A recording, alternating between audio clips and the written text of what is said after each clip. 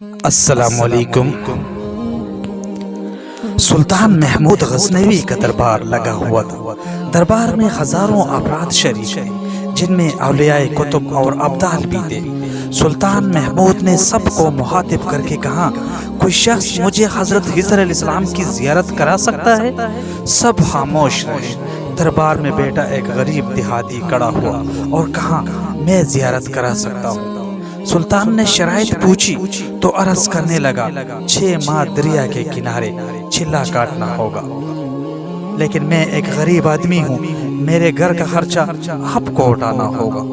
سلطان نے شرط منظور کر لی۔ اس شخص کو چلا کے لیے بھیج دیا گیا اور گھر کا خرچہ بادشاہ کے ذمے ہو گیا۔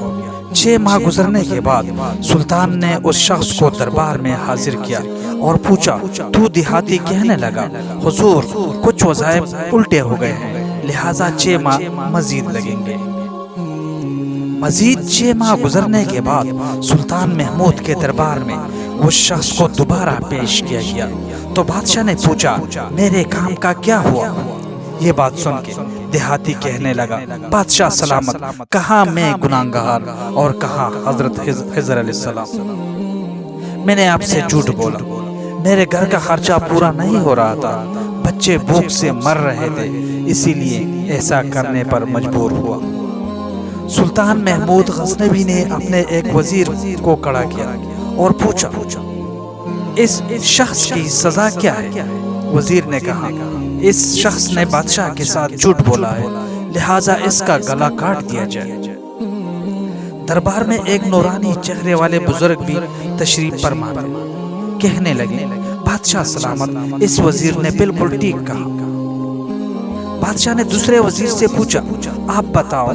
اس نے کہا، اس شخص نے بادشاہ کے ساتھ اپراڈ کیا ہے، اس کا گلا نہ کاٹا جائے بلکہ اسے کتوں کے آگے ڈالا جائے تاکہ یہ ذلیل ہو کے مرے، ایسے مرنے میں کچھ وقت تو لگے۔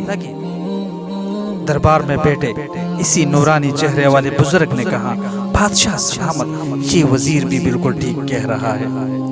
سلطان محمود غزنوی نے اپنے پیارے غلام ایاز سے پوچھا، تم کیا کہتے ہو ایاز؟ ایاز نے کہا، بادشاہ سلامت، آپ کی بادشاہی سے 1 سال ایک غریب کے بچے پلتے رہے، آپ کے خزانے میں کوئی کمی نہیں آئی اور نہ ہی اس کے جھوٹ سے آپ کی شان میں کوئی فرق نہیں پڑا۔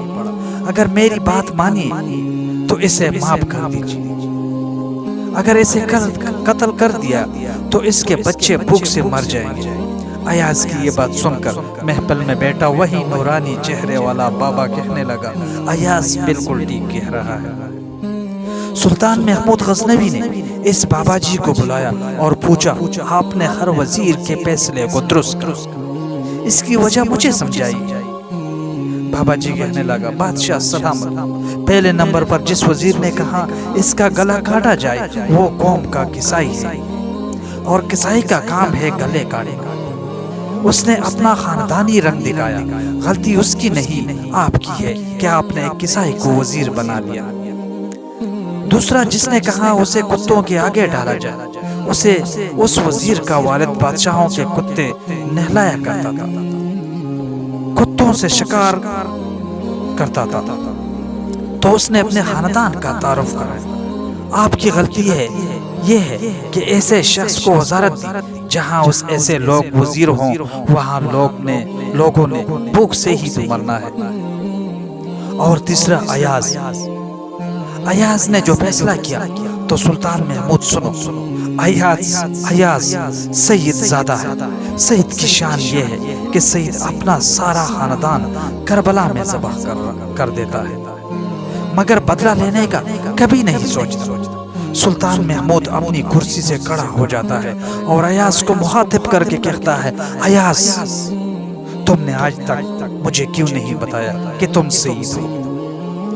ایاز کہتا ہے، سلطان محترم، آج تک کسی کو اس بات کا علم نہ تھا کہ ایاز سید ہے، لیکن آج بابا جی نے میرا راز کھولا اور آج میں بھی ایک راز کھول دیتا ہوں۔